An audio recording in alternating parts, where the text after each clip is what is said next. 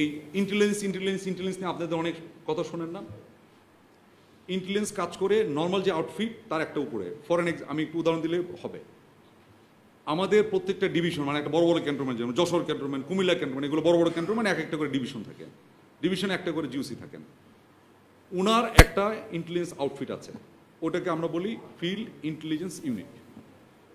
ওখানে ওইখানকার যত ব্রিগেডিয়ার, ব্রিগেড কমান্ডার, ইউনিটের কমান্ডিং অফিসার ইত্যাদি ইত্যাদি, তাদের যত কর্মকাণ্ড যা আছে তার একটা ফিডব্যাক, ইন্টেলিজেন্স রিপোর্ট সরাসরি জিওসি পান।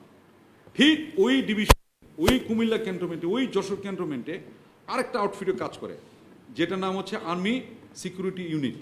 এটা হলো সরাসরি সেনা প্রধানের আন্ডারে। ওই জিওসি কি করেন, বা তারও তো একটা চেক দরকার। সেনাপ্রধান বিভিন্ন ইনস্ট্রাকশন দিচ্ছেন, ওটা ঠিকমতো প্রতিপালন হচ্ছে কিনা, ওটারও তো একটা ফিডব্যাক দরকার। ওই ইন্টেলিজেন্সের কাজ করে কিন্তু আর্মি সিকিউরিটি, মানে স্তরটা বুঝতে পেরেছেন? এখন এই তিন বাহিনী কাজ করে, তিন বাহিনী ঠিকমতো কাজ করছে কিনা এটা কে দেখভাল করবে? Defence minister. আমাদের জন্য prime minister, defence minister most of the time single. তাহলে উনি কেমনে করে জানবেন?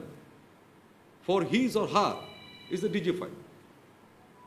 তার মানে আপনি বুঝতেছেন, যে আমাকে সুপারভাইজ করবে, যে whether I am doing the correct job or not, সে তো আমার আন্ডারে না। পরিষ্কার ইন্টেলিজেন্স এইভাবে সাজানো থাকে।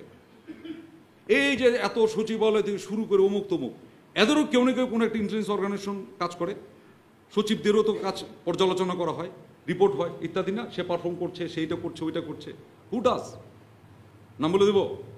নিশ্চয়ই কোনো একটা ইন্টেলিজেন্স অর্গানাইজেশন করছে, বাট সে অবশ্যই সচিবের অন্তর্গত নয়, সে সচিবালয়ের আন্ডারে না। তাহলে তো সম্ভব না এটা।